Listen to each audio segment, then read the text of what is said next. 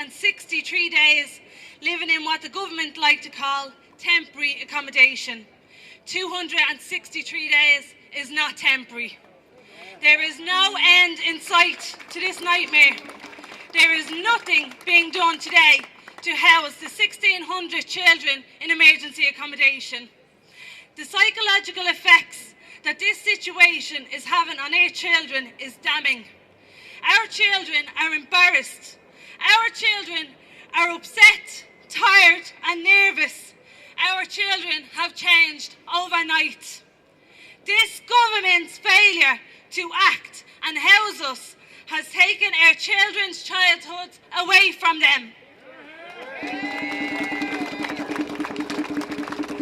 In order to change this, in order to make a change in these children's lives, we need to stand together. We need to fight together. We need to demand action now.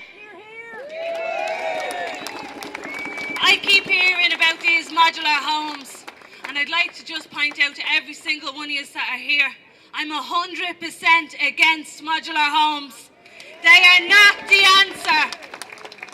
Myself and my daughter were walking into our emergency accommodation on Tuesday night. A person standing outside the accommodation said to us, "Quick, look, they're moving your house." I looked around, obviously, and saw a lorry towing a caravan. Already the discrimination has started. Already the jeering has started. If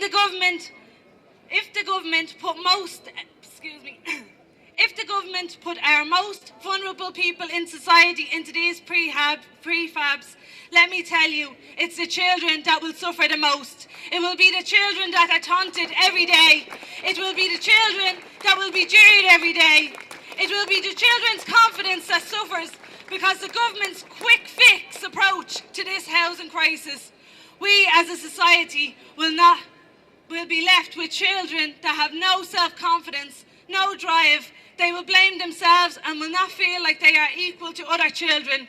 For me, this is my greatest fear, that my beautiful daughter will not succeed in life because she will feel less than because of our housing situation. Are we as a society going to let our children, our next generation, feel like they're worthless? No, we are not, because children look to adults for help, support, guidance and protection.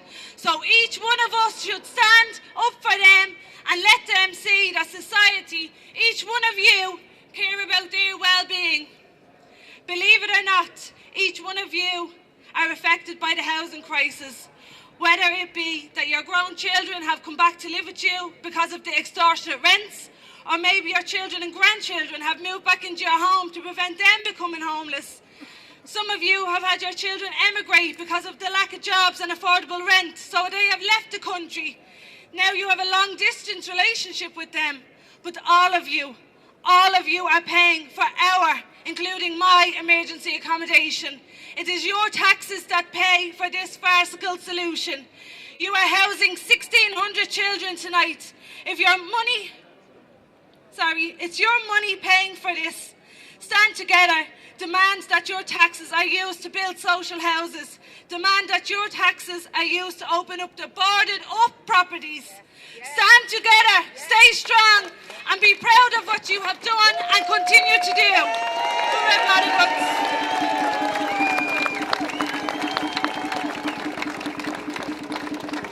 Thanks very much, Erica. Well done. Our next speaker is a councillor, an independent councillor from Kildare, an independent anti-austerity councillor from Kildare, Brendan Young. Good afternoon, friends and comrades. This is a good turnout today.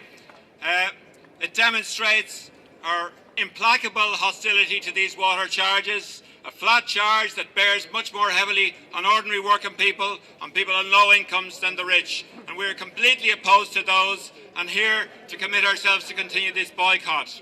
And in the last week, I've been involved in issues that Erica has mentioned. where homeless people are being denied emergency accommodation by the councils in order to protect the council budgets because they're under pressure from central government to restrict the amount that's spent on homelessness. So people are being forced to stay with small children, stay in cars because the councils, Kildare County Council is not a good one in this regard, puts people back rather than give them emergency accommodation.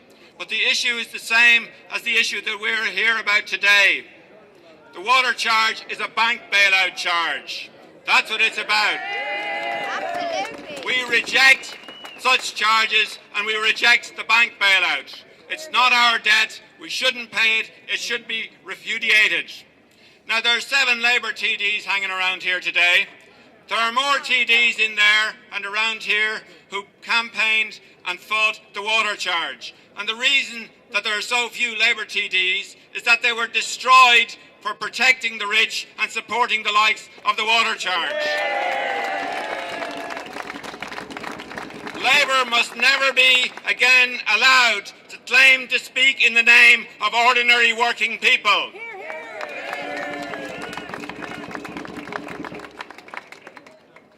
Now, I've read recently statements in the press calling for Fianna Fáil to honour its election promises. And I think they should, and any other TDs who said they would abolish the water charge, I think they should honour those election promises.